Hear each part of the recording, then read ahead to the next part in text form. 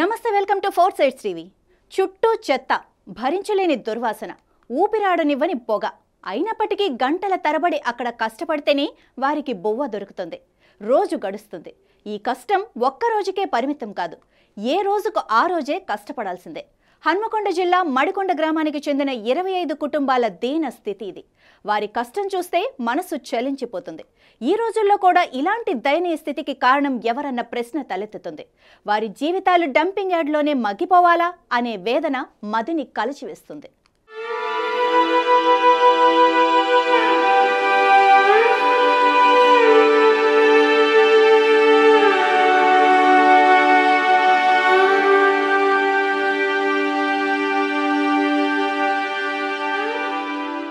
మడికొండ గ్రామానికి చెందిన 25 కుటుంబాల వారు 30 ఎకరాల విస్తీర్ణంలో ఉన్న రాంపూర్ డంపింగ్ యార్డ్లో ప్లాస్టిక్ సీసాలు, వస్తువులు, బీరు, మద్యం బాటిళ్లు ఏరుకొని వాటిని విక్రయించగా వచ్చే సొమ్ముతో జీవనం సాగిస్తున్నారు.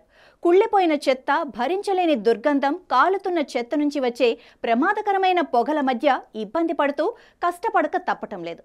తాతల కాలం నుంచి ఇదే పని చేస్తున్నామని, ఎన్నికల సమయంలో ఓట్లు అడగటానికి వచ్చే నాయకులెవ్వరూ తమ బాగోగులను పట్టించుకోలేదని చెబుతున్న ఆ దీన జనుల దయనీయ స్థితిపై ఫోర్ సైడ్స్ టీవీ ప్రతినిధి సుధాకర్ గ్రౌండ్ రిపోర్ట్.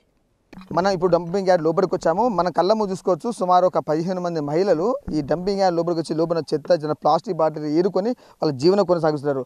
5 నిమిషాలు ఈ డంపింగ్ యార్డ్లో మనం ఉంటే ఊపిరాడక ప్రాణమంతా అతలాకుతం అవుతుంది. కానీ ఈ డంపింగ్ యార్డ్లో వీళ్ళ జీవనం సుమారు 15 సంవత్సరాలు కొనసాగుతుందంట. అసలు వీళ్ళ జీవనం ఏంది తెలుసుకునే ఏం చేస్తాం, కడుపు తిప్పులకు బాధకు ఇటు వచ్చి ఏరుకుంటాను. ఎంతమంది మీ జీవనం కొనసాగుతున్నారు? ఇట్లా చాలా మంది 25 మంది దాకున్నాం. మా పరిస్థితి ఎట్టంటే ఇట్లా ఉంటుంది. మీ ఇట్లా 15 సంవత్సరాలు ఎక్కడ చిన్నప్పటి నుంచి ఇదే పరిస్థితి. మా అమ్మ వాళ్ళంతా ఇదేరు, మేము ఇక్కడ ఇప్పుడు 15 సంవత్సరాలు డంపింగ్ పడ్డా కదా, ఇళ్ళనే ఏరుకుంటున్నాం, ఇళ్ళనే బతుకుతున్నాం, ఇట్నే ఉంటున్నాం. ఒకప్పుడు మాకు పుట్టిన పిల్లలు అయితే బడికి వెళ్తున్నారు అంతే. మా 15 సంవత్సరాలు అయితే మేము ఏ కార్పితుడో మేము ఇట్లా ఏరుకుంటున్నాం, మేము ఇట్లా బతుకుతున్నాం. మాకు సాయం చేయాలని మేము అడగలేదు, వాళ్ళు మాకేం చేయలేదు. ఓట్లప్పుడు మీ ఇక్కడికి వస్తారా? వాళ్ళు ఓట్లప్పుడు వస్తారు, ఓట్లు ఎత్తాం వస్తాం అంతే. ఇప్పుడు మాత్రం మీరు ఈ చెత్తలో ఏరుకుంటారు మేము ఎప్పుడు చెప్పు. అంటే మీరు ఈ పని చేసిన వాళ్ళకి తెలుసా? ఏమయ్య తెలుసో తెలియదు కానీ మాకు తెలియదు కానీ మేమైతే ఏది అడగవు. ఇక మాకు ఎప్పటికైనా మాకు ఇంత పుట్టినగా అయితే మాకు గవర్నమెంట్ నుంచి మాకు ఇంతవరకు మాకు ఏది రాలే. కానీ మాకు ఎవరు సాయం చేయరు, మేము అడగం, మేము మా జాగ్రత్త మేము బతాం, పేయిందా కడుపు తిప్పలో ఉంటాం పోతాం. పూటి కోసం కోటి విద్యార్థి చూసావా? వీళ్ళని చూసి అదే అనుకోవచ్చు, వీళ్ళు బుక్కిన్న కడుపును నింపుకోవడం కోసం మాత్రం, వీళ్ళ పిల్లల పోషణ కోసం ఇంత పొగ మంచి పొగ చూస్తే మాత్రం తట్టుకోలేని పరిస్థితి. ఈ డస్ట్, ఈ వాసనకు మనం చుట్టూ చూసుకోవచ్చు.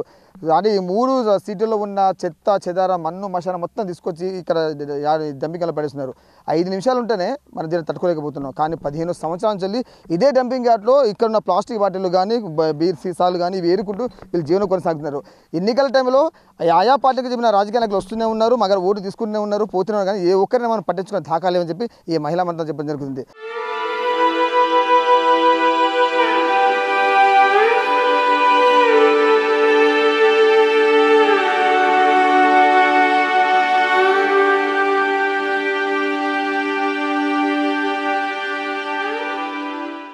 సంవత్సరాలుగా ఈ డంపింగ్ యార్డ్లో ఈ ప్లాస్టిక్ బాటిళ్ళు కానీ, ఇది సీసాలు కానీ ఏరుకుంటూ వీళ్ళ జీవనం కొనసాగిస్తున్నారు ఈ గ్రామవాసులు. ఏదేమైనా మాత్రం ఇప్పటికైనా వీరి జీవితాలు వెలుగులు నిండుతాయో వేచి చూడాల్సిందే. పొద్దున లేస్తే సాయంత్రం వరకు ఈ డంపింగ్ యార్డ్లో వీళ్ళు పొగలో, ఈ దుర్వాసనలో వీళ్ళ బాటిల్ ఏరుకొని వీళ్ళ జీవితం కొనసాగిస్తున్నారు.